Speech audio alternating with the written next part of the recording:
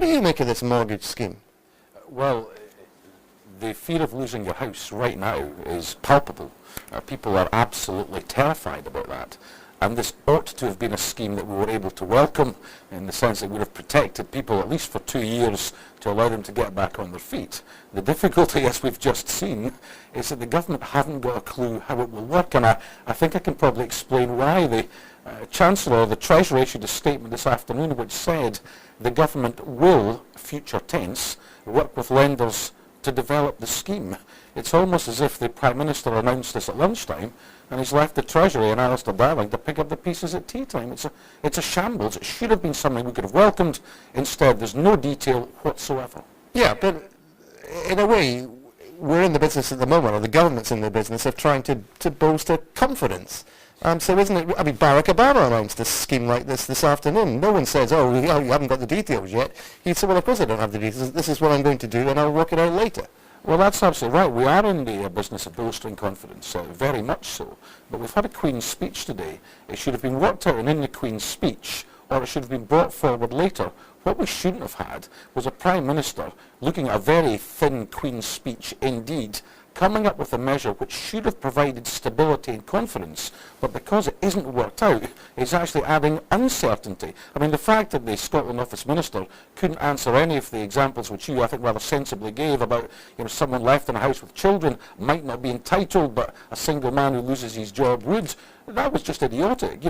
All of these questions, simple questions like that, should have been bottomed out in advance, but it seems that the Treasury are only now working out how the scheme will work.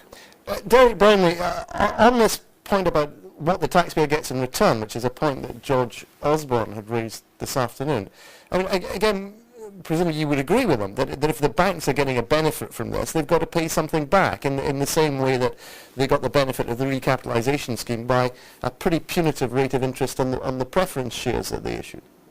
Well, we can't just have systems which are a free ride for any party. I think the problem with this, as Stuart already mentioned, is we just don't have the details. And it's pretty difficult to say that anyone's going to take comfort from a scheme if the government can't even explain the finer points of it. Right. So but just to be clear, you would welcome this in principle, would you, if the details can be worked out? I think we'll recognise, no lender wants to repossess in the current market. It's not sensible, it's always going to be a last resort. So anything we can do to support the housing market, to support people who are going through difficult times is worth looking at. But we've got to make sure that these measures are actually sensible and sustainable. I think the difficulty with what we've heard today is it has all the detail of the back of a fag packet. Right, and just again to be clear, Stuart Halsey, if this can be worked out, you would support it. You just don't think there's anything there to support at the moment? Well, in principle, if someone gets into difficulty in a recession, if they can convert a capital repayment mortgage into interest only and then defer the interest payments with the government standing behind the banks to allow that to happen so that when they get on their feet they can start repaying, or indeed if the market turns and sell the property and cover the debt, in principle that's a good thing, particularly for families, people with children in homes they don't want to lose. But you're absolutely right. We need the detail. We need to know what the mortgage limit is. We need to know how much of the interest can be deferred. We need to know what the terms are. And right now we know precisely none of that. Right. Well, we do know the mortgage limit, don't we? Its mortgage is up to £400,000. Well, that's one of the figures I've heard today. If that's the case, it would certainly cover a great many mortgages. But they've also said a proportion of the interest. Now, I don't know if that means 5%, 50%, well, or 100%. They said up to 100%. So it would be up to the banks in negotiation with whoever's got the debt. Which brings us back to the point you made earlier. The banks might well say, in every case, 100% suits us because we're covered, the government will stand behind that. Okay. I don't know if that's acceptable, I don't know if it will work. Again, that's one of the bits of detail which is simply missing. Derek Brownlee, another point George Osborne was making earlier, his argument was, well, as far as it goes, if this is meaningful, fine.